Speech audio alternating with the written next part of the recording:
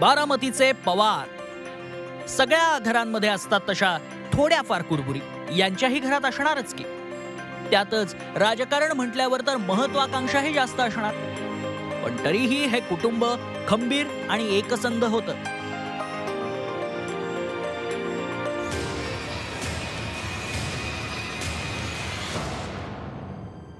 पण शेवटी काका पुतण्या वैराचा वेढा बारामतीच्या पवारांना पडलाच.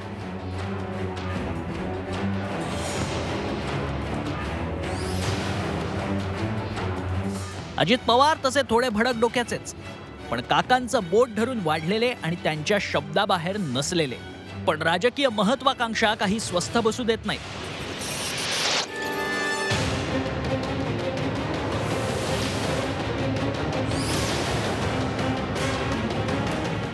त्यातूनच हे घडलं. घर फुटल्याचं दुःख सुप्रिया सुळेंच्या चेहऱ्यावर स्पष्ट दिसत होतं. अजित पवारांच्या बंडानंतर सुप्रिया सुळेंना बसलेला धक्का त्यांच्या चेहऱ्यावर स्पष्टपणे दिसत होता. पक्ष फुटला, कुटुंब फुटलं, असा स्टेटस त्यांनी ठेवला. त्यांनी आणखी 2 ते 3 स्टेटस टाकले, जे कुटुंबावर आघात झालाय हे सांगण्यासाठी पुरेसे होते. रोहित पवारांनाही अजित पवारांच्या बंडाचा धक्का बसला. रोहित पवारांनी आपल्या फेसबुक पोस्टमध्ये अजित पवारांना स्वगृही येण्याची हाक दिली.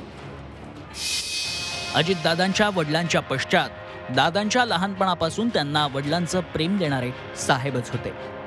तसेच आदरणीय पवार साहेबांवर अडचण आल्यानंतर खंबीर भूमिका घेणारे अजितदादा देखील आपण पाहिले.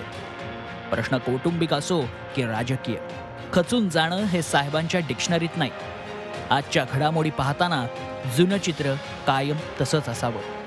अजितदादांनी साहेबांचे निर्णय मान्य करावेत आणि स्वगृही परत यावं असं मनापासून वाटतं, असं रोहित पवार म्हणाले. महाराष्ट्राच्या राजकारणात अनेक घराणी फुटली. ठाकरे घराणं फुटलं, मुंडे घराणं फुटलं, त्यानंतर आता पवार कुटुंब फुटलं.